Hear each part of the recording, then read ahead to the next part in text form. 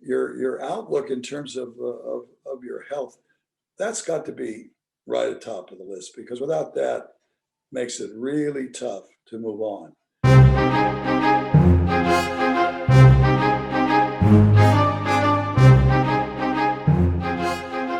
Stuart, so nice to meet you. Thank you, Phoebe. It's a pleasure to meet you, madam.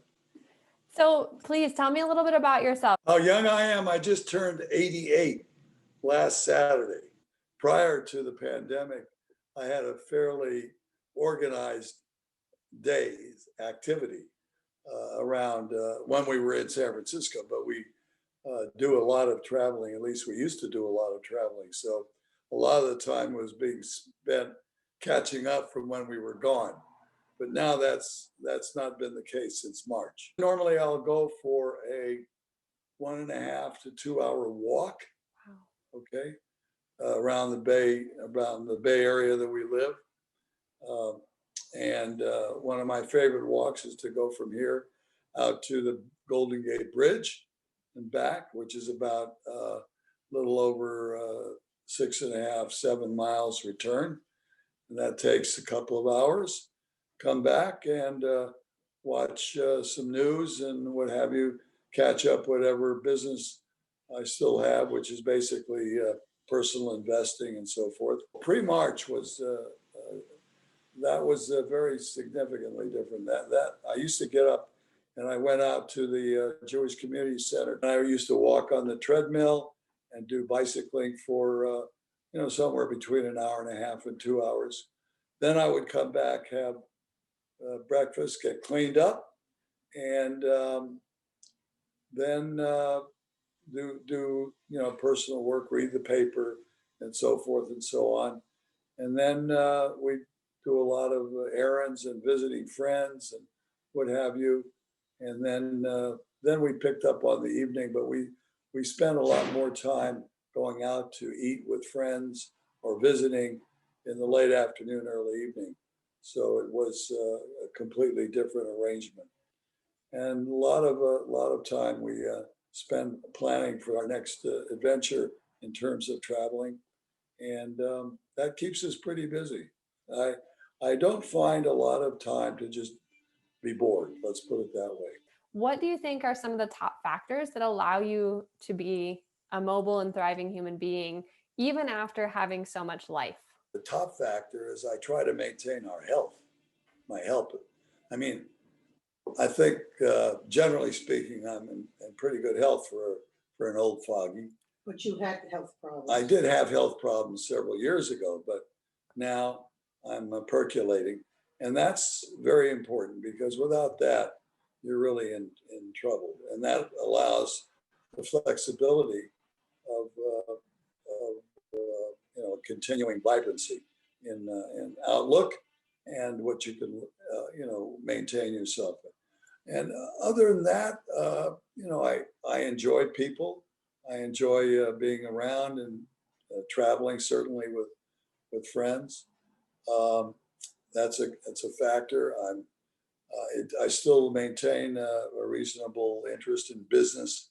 I have a personal portfolio of stocks and bonds and real estate to look after. I have a very important push in my life, which is Myrna.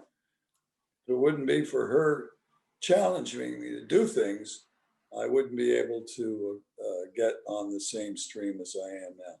She's been a very, very important factor, pushing me from behind to keep going. Because I always say, well, I'm getting old. She says, you're not old until you at least get to 90, but I expect you to live to 100. So, okay, we'll see what happens. And in what ways do you maintain your health? What are some important ways that you look after it? Exercising. That's really important. Absolutely important.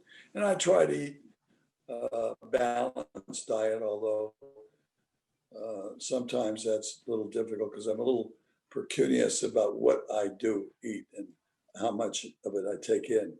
And,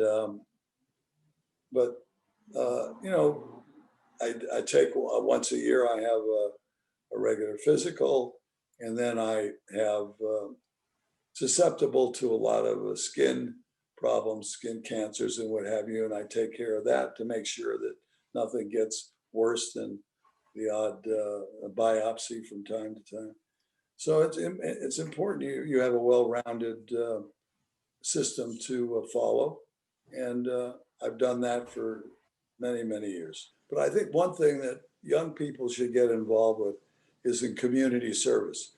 I mean, early on, I got very involved in various community services activities, starting when we lived in London in the 1970s time. So community service is very important because that gives you an outlet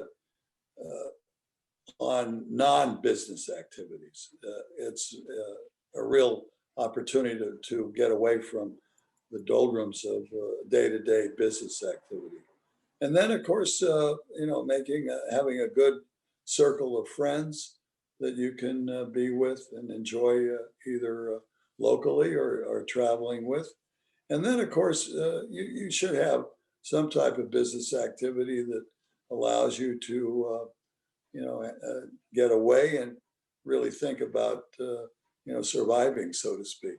Your outlook in terms of your health, that's got to be right at the top of the list, because without that, makes it really tough to move on.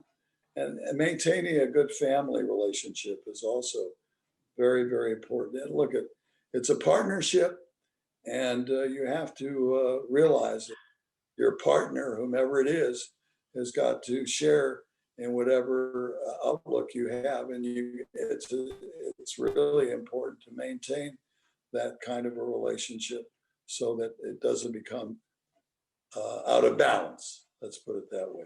So that would be a very key issue. That's how you do that, by maintaining a relationship on an equal situation with your significant other, whatever it is. It was nice to meet you. So Nice nice to meet you, Phoebe. So nice to meet You both do a of you good as job. well. Yeah, Thank you. thank you.